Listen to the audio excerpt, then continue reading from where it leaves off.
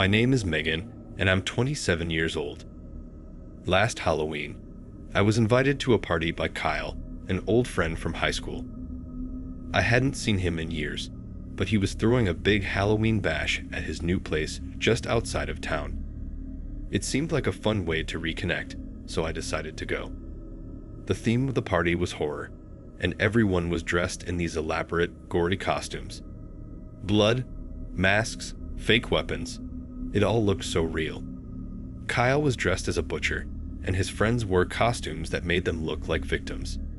The vibe was dark, but I thought it was all in good fun. That is, until things started to feel wrong.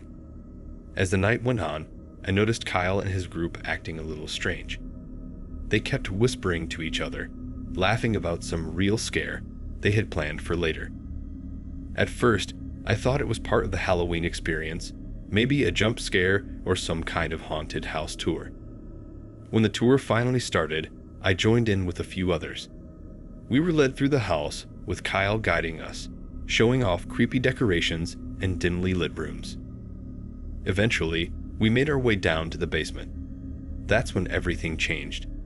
As soon as I stepped inside, I felt an overwhelming sense of dread. The basement was dark, lit only by a few flickering candles. At first, I thought it was just part of the setup, hanging bodies and blood splattered on the walls.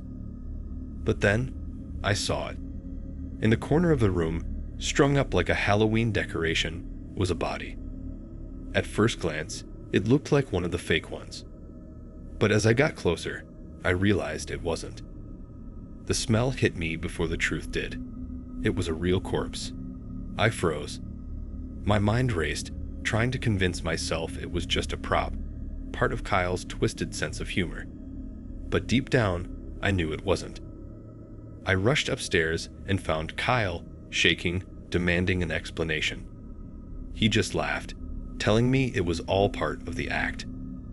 But his eyes, they didn't match the joke. I knew something was horribly wrong. No one else seemed to realize what I had just seen. I told Kyle to stop playing around, but his smile faded, and his friends surrounded me. They admitted it. They had accidentally killed someone earlier that night, and now they were trying to pass it off as part of the party. I couldn't believe it. They were all acting like it was no big deal, like it was some sort of sick prank. I felt trapped. They told me I couldn't leave, that I knew too much. Panic set in, and I knew I had to get out of there before they decided to make me part of their cover-up. I managed to slip away, running out of the house and down the street. My heart was racing as I dialed the police. They came, arrested Kyle and his friends, but the damage was done. I couldn't shake the guilt. I was at that party, laughing, drinking, and all the while, someone's life had ended. I'll never forget that body, and I'll never forget how close I came to being trapped in their nightmare.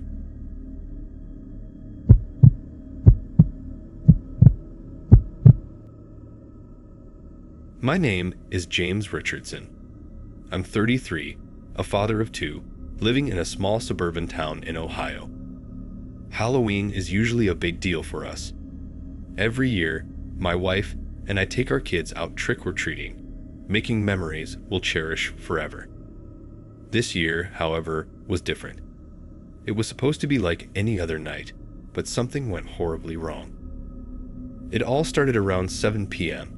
The streets were buzzing with kids in costumes, families chatting, and the air was crisp with that autumn chill. My daughters, Sophie, 8, and Lily, 5, were excited, dressed as a witch and a little vampire. We went from house to house, the usual routine. The kids were getting more candy than they could carry, and everything seemed normal. That was until we reached his house. It was at the far end of the neighborhood, an older part where the houses were slightly run down. An elderly man answered the door. He looked harmless enough, smiling as he handed out candy, but something felt off. I couldn't put my finger on it, but the way he looked at the kids, especially Lily, made my stomach churn. I brushed it off, thinking I was being paranoid. We continued trick-or-treating, and everything seemed fine. But later that night, as we got home, Lily started acting strange. She was unusually quiet, her eyes darting around the room, muttering something I couldn't quite catch. When I leaned closer, I heard her say, "The man at the door, the man at the door." It was like she was in some kind of trance.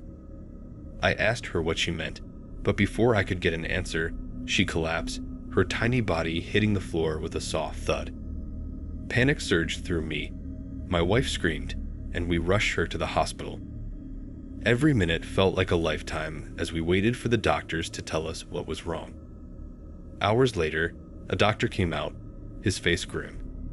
He told us that Lily had been poisoned. I was in shock, unable to comprehend how this could happen. Poisoned? From what? The doctor asked if she had eaten anything unusual. That's when it hit me, the candy. Frantic, I retraced our steps in my mind. Every house we visited, every piece of candy, and then it clicked. The man at the door, the one that gave me the creeps. I wasn't the only one to realize it, though. Soon, reports started flooding in. Several other kids who visited that house had also fallen ill. The police went to the man's house, but it was too late. He was dead, an apparent suicide. Inside, they found a note confessing to what he'd done, poisoning the candy. He'd been planning it for weeks. I still can't shake the thought that it could have been me who ate that candy. Or worse, both of my daughters. That man took something from me that night. Not just the safety of Halloween, but the sense of security I had in my own neighborhood. We came so close to losing everything. Now, every year, I dread Halloween, haunted by the memory of what almost was.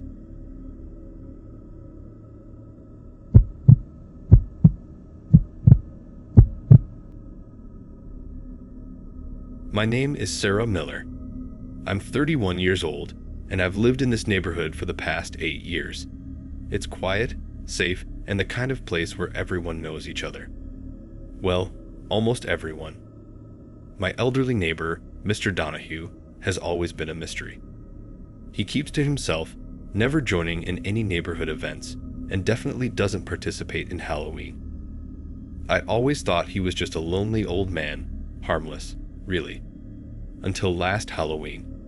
It was a chilly night, and I was decorating my porch with pumpkins, getting ready for the trick-or-treaters. As I walked back inside, I noticed this horrible, sour smell coming from Mr. Donahue's house. It wasn't just a bad odor. It was wrong, like something was rotting.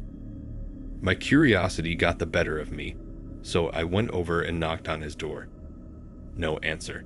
The windows were dark, and the whole house seemed dead. I figured maybe he wasn't home, but the smell stuck with me, nagging at my mind. The next morning, I saw something that unsettled me even more.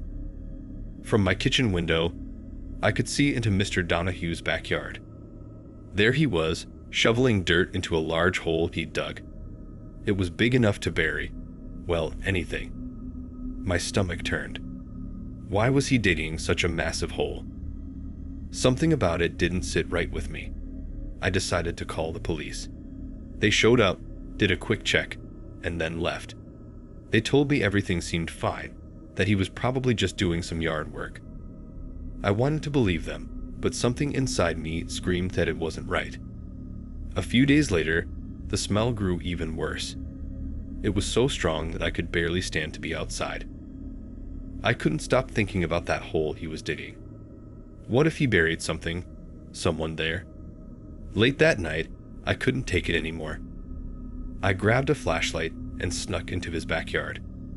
My heart was pounding, and every rustle of leaves made me jump.